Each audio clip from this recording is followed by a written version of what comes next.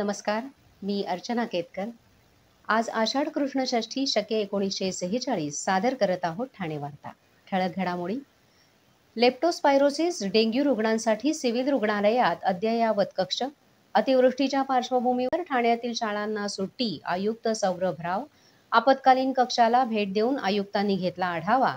आणि विद्याप्रसारक मंडळाच्या अभियांत्रिकी महाविद्यालयाला परवानगी मिळाली असून उद्या अणुशास्त्रज्ञ डॉक्टर अनिल काकोडकर यांच्या हस्ते या अभियांत्रिकी महाविद्यालयाचं होणार उद्घाटन.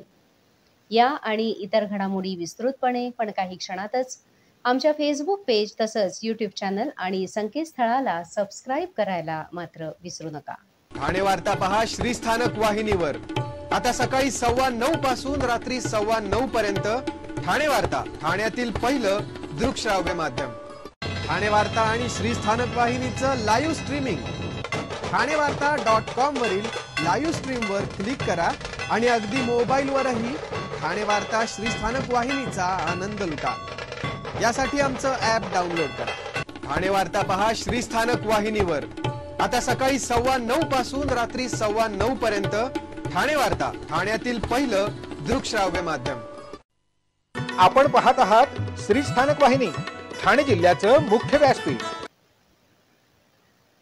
कारगिलच्या लढाईत भारताने मिळवलेला विजय कारगिल विजय दिवस म्हणून साजरा केला जातो. या दिवशी कारगिलच्या लढाईत शहीद झालेल्या वीरांच्या आठवणी जागवल्या जातात. कारगिल विजय दिवस हा भारतीय सैन्याच्या शौर्याची आठवण सदैव जागृत ठेवणारा दिवस असून देशाबद्दल त्यागाची आणि सैनिकांप्रती कृतज्ञतेची भावना जागृत करणारा दिवस आहे. संपूर्ण देशात 26 जुलैला कारगिल विजय दिवस साजरा केला जात आहे. इतिहासात हा विजय सोनेरी अक्षरात लिहिण्यासारखाच आहे. कारगिल युद्धात शहीद झालेल्या भारतीय सैन्याच्या शूर अधिकाऱ्यांच्या स्मृतिप्रीत्यर्थ कारगिल विजय दिवस देशभरात साजरा करण्यात येतो. याच दिवशी भारतीय सैन्याच्या जवानांनी कारगिलमध्ये विपरीत परिस्थितीत शत्रू सैन्याला नामोहरम केलं. कारगिलच्या शहीदांचे नागरिक सन्मानाने स्मरण करण्याबरोबरच देशातील सैनिकांचा आदर करण्याचा हा दिवस असतो. देशासाठी शहीद झालेल्या वीरांच्या शौर्याची व बलिदानाची आठवण करून आपली देशभक्ती जागृत करण्यासाठी कारगिल विजय दिवसाच्या निमित्ताने विविध कार्यक्रमाचं आयोजन देशभरात करण्यात येत असतं. भारतीय सैन्याचे देशप्रेम, स्वयंशिस्त, श्रद्धा, शारीरिक व मानसिक सामर्थ्य तसेच वीरवृत्ती उल्लेखनीय असते आणि त्यांचा आदर्श डोळ्यांसमोर ठेवून आपण देशहितासाठी कार्य करणं आवश्यक आहे. सैनिकांनी केलेल्या त्यागाबद्दल आपण सर्वांनी कृतज्ञता व्यक्त करणंही आवश्यक आहे. आज आनंद विश्व गुरुकुलमध्ये महाराष्ट्र गर्ल्स बटालियन युनिटच्या मार्फत कॅप्टन डॉक्टर सुरेश वंजारी यांच्या उपस्थितीत 25वा कारगिल विजय दिवस साजरा करण्यात आला. यावेळी संस्थेचे अध्यक्ष विलास ठुसे, सचिव डॉक्टर प्रदीप ढवळ, खजिनदार अक्षर पारसनीस, डॉक्टर हर्षला लिखिते, ज्युनियर कॉलेजच्या प्राचार्या डॉक्टर सीमा हर्डीकर, विधी महाविद्यालयाचे प्राचार्य ॲडव्होकेट सुयश प्रधान, प्रायमरीच्या प्राचार्या डॉक्टर वैदेही कोळंबकर, नर्सिंग महाविद्यालयाच्या प्राचार्या मयुरी पेंडसे, कौशल्य विकासाच्या प्रमुख मयुरा गुप्ते, व्यवस्थापनाचे अन्य सदस्य NCC प्रमुख प्राध्यापक धनश्री गवळी, प्राध्यापक दीपिका तलाठी, प्राध्यापक सागर जाधव, शिक्षक व शिक्षकेतर कर्मचारी, विद्यार्थी वर्ग उपस्थित होते. कॅप्टन सुरेश वंजारी यांनी विद्यार्थ्यांना मार्गदर्शन केलं. कारगिल युद्ध आणि त्या युद्धातील प्रसंग मांडत असताना आपल्याला आपल्या देशातील सैन्याचा अभिमान वाटला आणि सगळेच भारावून गेलो होतो. ठाणे शहरात आज पहाटेपासूनच पावसाची संततधार सुरू असून एका दिवसात 180 मिलीमीटर इतका पाऊस झालेला आहे. तसेच हवामान खात्याने रेड अलर्ट जाहीर केला होता. त्यानुसार पूर्वतयारी म्हणून आपत्कालीन यंत्रणा कोणत्याही परिस्थितीचा सामना करण्यासाठी सज्ज ठेवण्यात आली आहे. झालेल्या अतिवृष्टीच्या पार्श्वभूमीवर महापालिका आयुक्त सौरभ राव यांनी ठाणे महापालिकेतील आपत्कालीन कक्षाला भेट देऊन दिवसभरातील परिस्थितीचा आढावा घेतला. तसंच उद्या देखील मोठी भरती असल्याने महापालिका हद्दीतील सर्व शाळांना सुट्टी जाहीर करण्याचे आदेश आयुक्तांनी संबंधितांना दिले. शुक्रवारी देखील मोठी भरती असून रेड अलर्ट जाहीर केला असल्याने महापालिका हद्दीतील सर्व शाळांना सुट्टी जाहीर करण्यात आली असल्याचंही आयुक्तांनी यावेळी नमूद केलं. तसेच नागरिकांकडून आपत्ती व्यवस्थापन कक्षाला प्राप्त होणाऱ्या तक्रारींचे तातडीने निराकरण करण्याच्या दृष्टीने प्रभाग समितीने हा यंत्रणा सज्ज ठेवण्यात आली आहे. तसंच शहरातील सखल भागात पाण्याचा निचरा होण्याच्या दृष्टिकोनातून पंप बसवण्यात आले असून पुरेसे मनुष्यबळ व आवश्यक साहित्य उपलब्ध करून देण्यात आलं असल्याचंही आयुक्तांनी यावेळी सांगितलं. नागरिकांची गैरसोय होऊ नये यासाठी आपत्कालीन व्यवस्थापन विभागात 20 पेक्षा जास्त फोनची सुविधा 24/7 कार्यान्वित आहेत. तसेच आलेल्या प्रत्येक फोनच्या तक्रारींचं निवारण पूर्ण होईपर्यंत संबंधित विभागाकडे पाठपुरावा केला जात असल्याचंही आयुक्त सौरभ राव यांनी नमूद केलं. पावसामुळे नौपाडा कोपरी परिसरातील काही भाग तसेच वंदना सिनेमा परिसर, सिडको बस डेपो, चिखलवाडी, बारा बंगला, मेंटल हॉस्पिटल परिसर या ठिकाणच्या सखल भागात साचलेल्या पाण्याचा उपसा करण्यासाठी पंप बसवण्याची कार्यवाही करून पाण्याचा निचरा करण्यात आलाय. तसेच कोपरी नौपाडा प्रभाग समिती कार्यक्षेत्रात परिमंडळ उपायुक्तांनी भेट देऊन C1 आणि C2 या धोकादायक व अतिधोकादायक इमारती रिकाम्या करण्याची कार्यवाही करण्यात आली. वावे प्रभाग समिती परिसरातील पडवळनगर, किसननगर, भटवाडी, जनता झोपडपट्टी, श्रीनगर या परिसरात साचलेल्या पाण्याचा निचरा होण्याच्या दृष्टीने सर्व उपाययोजना करण्यात आल्या असून महापालिकेच्या आपत्कालीन विभागाचे कर्मचारी या ठिकाणी तैनात करण्यात आले होते. तसेच अतिवृष्टीमुळे मुंब्रा परिसरातील खडी मशीन रोड व भीमनगर येथील रस्ता खचल्यामुळे आपत्कालीन विभागाच्या कर्मचाऱ्यांनी सदरची परिस्थिती नियंत्रणात आणून सदर ठिकाणचा रस्ता वाहतुकीसाठी तात्पुरत्या स्वरूपात बंद करण्यात आला आहे. शहरात ठिकठिकाणी पावसामुळे उन्मळून पडलेली झाडे तातडीने हटवण्याची कार्यवाही सुद्धा सुरू आहे. विद्याप्रसारक मंडळाच्या अभियांत्रिकी महाविद्यालयाला परवानगी मिळाली असून उद्या अणुशास्त्रज्ञ डॉक्टर अनिल काकोडकर यांच्या हस्ते या अभियांत्रिकी महाविद्यालयाचं उद्घाटन होणार आहे. यंदाच्या शैक्षणिक वर्षापासून या अभियांत्रिकी महाविद्यालयाला सुरुवात झाली आहे. या अभियांत्रिकी महाविद्यालयात computer engineering, information technology, automation and robotics, chemical engineering, electronics आणि कम्युनिकेशन अशा प्रत्येक शाखांमध्ये 60 विद्यार्थ्यांना प्रवेश दिला जाणार आहे. हे अभियांत्रिकी महाविद्यालय 1000 चौरस मीटर क्षेत्रफळात असलेल्या 4 इमारतांचा समावेश आहे. सुसज्ज प्रयोगशाळा, दर्जेदार ग्रंथालय, वृक्षारोपण अशा विविध सुविधा या महाविद्यालयात उपलब्ध आहेत. हे महाविद्यालय आपल्या सातत्यपूर्ण कामगिरीला एका नव्या उंचीवर नेऊन ठेवेल असा विश्वास या महाविद्यालयाचे प्राचार्य डॉक्टर दिलीप कुमार नायक यांनी व्यक्त केला. 1983 पासून गुणवत्ता पाळून कामगिरी करणाऱ्या या निकालाचे रूपांतर यंदा नवीन अभियांत्रिकी महाविद्यालयात होत असून यापुढेही दर्जेदार शिक्षण देण्यासाठी विद्याप्रसारक मंडळ नेहमीच कटिबद्ध राहील अशी माहिती विद्याप्रसारक मंडळाचे कार्याध्यक्ष डॉक्टर विजय बेडेकर यांनी दिली. सर्व नागरिकांना आवाहन करण्यात येत आहे की सध्या डासांमार्फत पसरणाऱ्या डेंग्यू या आजाराचा प्रसार रोखण्यासाठी प्रत्येकाने पुढील प्रमाणे कार्यवाही करावी. डेंग्यू आजार एडिस इजिप्ती हा डास चावल्याने होतो. या डासांची पैदास साचलेल्या किंवा साचवलेल्या स्वच्छ पाण्यामध्ये होते. 8 दिवसांपेक्षा जास्त दिवस पाणी उघडे व साचून राहिल्यास त्यात डास अंडी घालतात. अंड्यांच्या अळ्या तयार होऊन पुढे डास तयार होतात.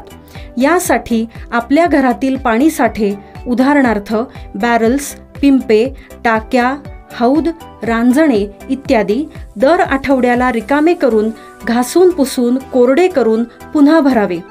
1 दिवस कोरडा दिवस म्हणून पाळावा. पाणी साठ्यांना घट्ट झाकणे बसवावीत किंवा जुनी साडी, चादर, धोतर यांनी बांधून झाकून ठेवावीत, म्हणजे डास त्यात जाऊन अंडी घालणार नाहीत. घराच्या गच्चीवर, आजूबाजूला, अंगणात कोठेही पाणी साचू देऊ नये. भंगार सामान उघड्यावर टाकू नये. उदाहरणार्थ टायर्स, प्लास्टिक सामान, कुंड्या, टाकाऊ वस्तू इत्यादी. अशा सामानात पावसाचे पाणी साठून त्यात डेंग्यूच्या डासांची पैदास होते. घरातील कूलर्स, फ्रीजच्या पाठीमागील ट्रे हे देखील वेळोवेळी कोरडे करावेत. लक्षात ठेवा, नुसत्या फवारणीने डास घनता कमी होत नाही, तर त्यासाठी डास पैदास ठिकाणे नष्ट करणे ही आपल्या सर्वांची जबाबदारी आहे. कोणताही ताप अंगावर न काढता जवळच्या शासकीय रुग्णालयात मोफत औषधोपचार घ्या. अशा प्रकारे नागरिकांनी सहकार्य केल्यास डेंग्यूचा प्रसार रोखणे सहज शक्य आहे.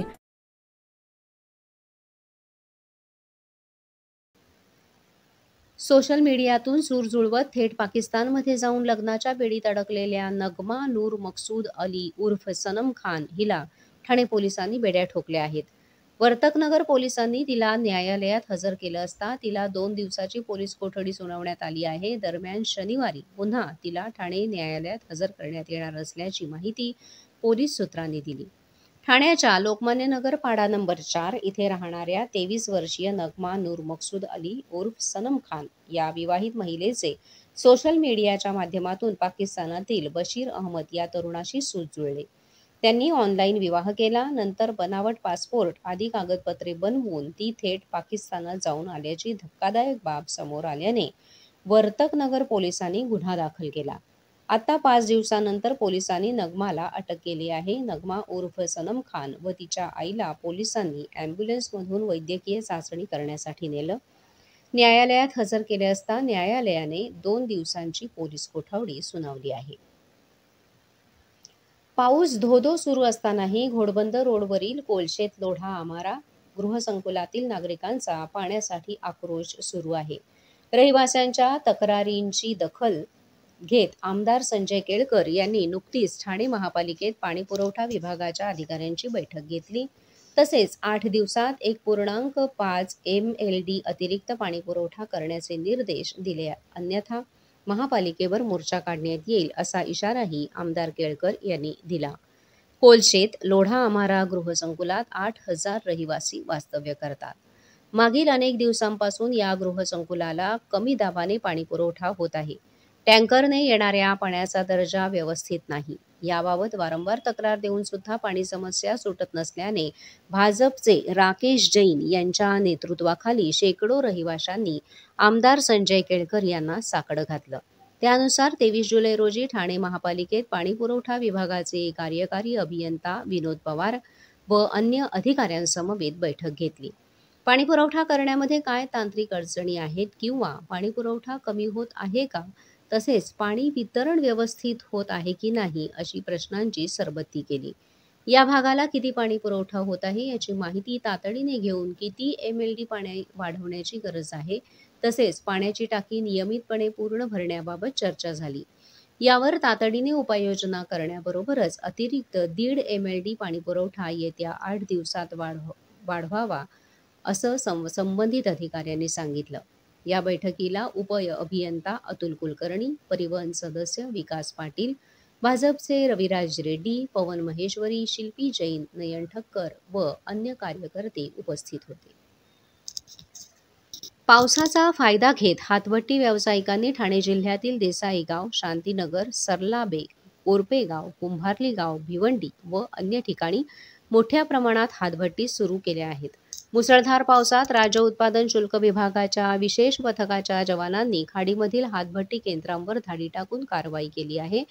राज्य उत्पादन शुल्क आयुक्त डॉक्टर विजय सूर्यवंशी यांच्या मार्गदर्शनाखाली हातभट्टी दारूचं समूळ उच्चाटन करण्यासाठी धाडसत्र मोहीम राबवण्यात येत आहे. या धाडसत्र मोहिमेच्या अनुषंगाने विभागीय उपायुक्त प्रदीप पवार यांनी कोकण विभाग, भरारी पथक ठाणे, डोंबिवली, अंबरनाथ, भिवंडी निरीक्षक यांच्या समन्वयाने केलेल्या या कारवाईमध्ये एकूण 22 गुन्हे नोंद करण्यात आले असून बेवारस 13 गुन्हे नोंदवले आहेत. या कारवाईमध्ये एकूण 142 लिटर हातभट्टी दारू व 53,000 लिटर रसायन आणि इतर साहित्य असा एकूण 20,45,470 रुपयांचा मुद्देमाल नष्ट केला. या कारवाईमध्ये बोटीमधून जाऊन खाडीतील हातभट्टी निर्मिती ठिकाणे नष्ट करून अंदाजे 200 ड्रग्ज रसायन उद्ध्वस्त करण्यात आली आहेत. अतिवृष्टी काळात आपत्ती निवारणासाठी ठाणे महापालिकेचे TDRF पथक सज्ज असलं तरीही त्यांच्या जोडीला आता NDRF देखील ठाण्यात आली आहे. ठाणे जिल्ह्यात 32 NDRF जवानांची तुकडी तैनात करण्यात आली आहे. ही तुकडी ठाणे जिल्हा आपत्ती प्रतिसाद दलासोबत असून आवश्यकतेनुसार ठिकठिकाणी पाठवली जाणार आहे. गेल्या काही वर्षांचा अनुभव बघता जिल्ह्याच्या शहरी ग्रामीण भागात पावसाळ्यात नैसर्गिक आपत्तीच्या घटना वाढीला लागल्या आहेत. मात्र या परिस्थितीत लवकर मदत पोहोचत नाही. त्यामुळे जीवित आणि वित्तहानी सुद्धा मोठ्या प्रमाणात होते. यासाठी बचाव पथकांच्या बरोबरीने TDRF आणि NDRF पथके ठाण्यात सुसज्ज ठेवली आहेत. मुसळधार पावसाच्या पार्श्वभूमीवर राष्ट्रीय आपत्ती प्रतिसाद दलाच्या 2 महिलांसह 32 सदस्यांची तुकडी तैनात करण्यात आली आहे. या टीमकडे सर्व प्रकारच्या आपत्तींना तोंड देण्यासाठी लागणारे सर्व साहित्य असून विविध आपत्तीमुळे बाधित झालेल्या लोकांना कसे वाचवायचे आणि त्यांना सुरक्षित ठिकाणी कसे पोहोचवायचे याचे संपूर्ण प्रशिक्षण देण्यात आले आहे. पुरात अडकलेल्या लोकांपर्यंत किंवा इमारत कोसळल्यावर किंवा भूस्खलन झाल्यास एनडीआरएफची टीम ताबडतोब पोहोचून बचावकार्य करते, अशी माहिती एनडीआरएफचे टीम कमांडर सुशांत कुमार सेठी यांनी दिली. ठाणे जिल्ह्याला पावसाने झोडपून काढले असतानाच दुसरीकडे साथजन्य आजारांचा धोका वाढण्याची शक्यता नाकारता येत नाही. सध्या लेप्टोस्पायरोसिस, डेंग्यू यासारख्या रुग्णांची संख्या बघता रुग्णांना चांगले उपचार मिळावेत यासाठी ठाणे सिव्हिल रुग्णालयात विशेष खबरदारी घेतली आहे. साथीच्या आजारांनी ग्रस्त रुग्णांसाठी विशेष अद्ययावत कक्ष स्थापन केला जात आहे. औषध साठा, आपत्कालीन पॅरामेडिकल टीम सज्ज ठेवण्यात आली आहे. जुलै महिन्यात पावसाने जोरदार बॅटिंग केली असली तरी राज्याच्या विविध भागात साथीचा आजार वाढतोय. यामध्ये लेप्टोस्पायरोसिस, डेंग्यू, मलेरियाचा प्रादुर्भाव वाढताना दिसतो आहे. ठाणे जिल्ह्यात साथीच्या आजारांची चिंता व्यक्त केली जाते. सरकारकडून साथीचे रोग पसरणार नाहीत यासाठी खबरदारी घेतली जात असून जिल्हा आरोग्य प्रशासनाने डेंग्यू, मलेरिया, लेप्टोस्पायरोसिस अशा साथजन्य रुग्णांच्या उपचाराची उत्तम सोय सिव्हिल रुग्णालयात केली असल्याची माहिती जिल्हा शल्यचिकित्सक डॉक्टर कैलास पवार यांनी दिली. पावसाळ्यात उद्भवणाऱ्या तापजन्य आजाराबरोबरच कावीळ, गॅस्ट्रो अशा रुग्णांना चांगले उपचार मिळावेत यासाठी अद्ययावत कक्ष उभारला आहे. कक्षात उपचारासाठी लागणारी सर्व आयुधे, सामुग्री सज्ज ठेवण्यात आली आहेत. लेप्टोस्पायरोसिस आणि डेंग्यूची लक्षणे मोठ्या प्रमाणात बदलू शकतात, ज्यामध्ये फ्लूसारखी सौम्य लक्षणे ते गंभीर आजारापर्यंतही ही लक्षणं आहेत. सामान्य लक्षणांमध्ये उच्च ताप, डोकेदुखी, स्नायू उघडणे, थंडी वाजून येणे, उलट्या होणे, कावीळ होणे तसेच त्वचा आणि डोळे पिवळे होणे, डोळे लाल होणे यांचा समावेश होतो.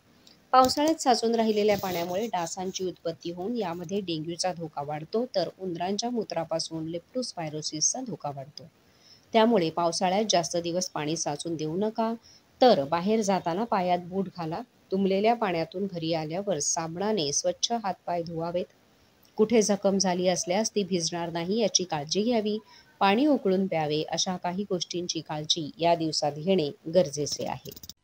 आपण पाहत आहात श्री स्थानक वाहिनी, ठाणे जिल्ह्याचं मुख्य व्यासपीठ. ठाणे वार्ता पहा श्री स्थानक वाहिनीवर. आता सकाळी 9:15 पासून रात्री 9:15 पर्यंत ठाणे वार्ता, ठाण्यातील पहिलं दृकश्राव्य माध्यम. ठाणे वार्ता आणि श्री स्थानक वाहिनीचं लाईव्ह स्ट्रीमिंग ठाणेवार्ता.com वरील लाईव्ह स्ट्रीमवर क्लिक करा आणि अगदी मोबाईलवरही ठाणे वार्ता श्री स्थानक वाहिनीचा आनंद लुटा. यासाठी आमचं ॲप डाउनलोड करा. ठाणे वार्ता पहा श्री स्थानक वाहिनीवर. आता सकाळी 9:15 पासून रात्री 9:15 पर्यंत ठाणे वार्ता, ठाण्यातील पहिलं दृकश्राव्य माध्यम. आपण पाहत आहात श्री स्थानक वाहिनी, ठाणे जिल्ह्याचं मुख्य व्यासपीठ.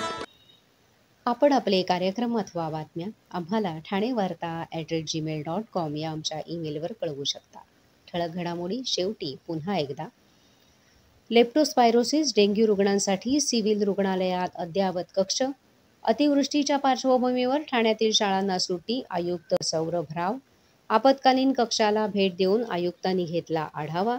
आणि विद्याप्रसारक मंडळाच्या अभियांत्रिकी महाविद्यालयाला परवानगी मिळाली असून उद्या अणुशास्त्रज्ञ डॉक्टर अनिल काकोडकर यांच्या हस्ते या अभियांत्रिकी महाविद्यालयाचं होणार उद्घाटन.